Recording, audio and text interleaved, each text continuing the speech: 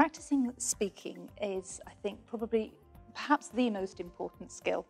But as language teachers, I think as Mandarin teachers, you often find yourself spending more time as a proportion teaching lower level students.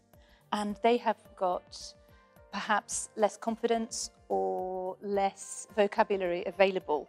So building their confidence in quite a structured way, leading towards freer speaking activities, is particularly important, I think. Also a very supportive learning environment where students are prepared to experiment and take a few risks. Role play plays a very important role in the language teaching classroom because so much of our teaching is framed around sets of vocabulary based in particular situations. So in a classroom environment, the only real way to practice that is through role play of some description. But that can be very simple. That can be, for example, dividing the class into half and having, as a preparation, one side of the class being the waiter and the other side being the customer, building up perhaps to more freer and smaller group work where students have the confidence with that language you've practiced. Presentations are very important in some respects because lots of exams now at higher levels incorporate presentations as part of their requirements for a speaking exam, for example. But you need to know your students very well with presentations and how they're going to respond to that. And even with any cohort, some students will embrace the idea with enthusiasm, particularly if it's recorded in some way, and that can lead to much deeper learning than might otherwise be the case with the same time available. On the other hand, there are other students who would run a mile from the whole idea.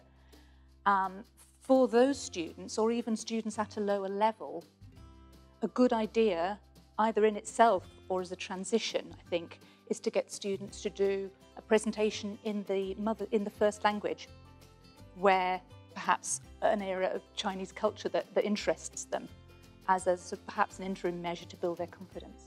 So you can build up their confidence with a sort of a language one presentation, and then where appropriate, you can either video, and that's very motivating because students have a real audience and they're very aware of that. But you can also be more subtle about it with a mobile phone on audio, which for more anxious students can be a slightly less intimidating way of going about recording, perhaps as evidence or simply to create an audience, a sense of occasion. Practicing speaking skills on your own outside the learning environment is of course problematic, but I think this is where the internet offers wonderful opportunities.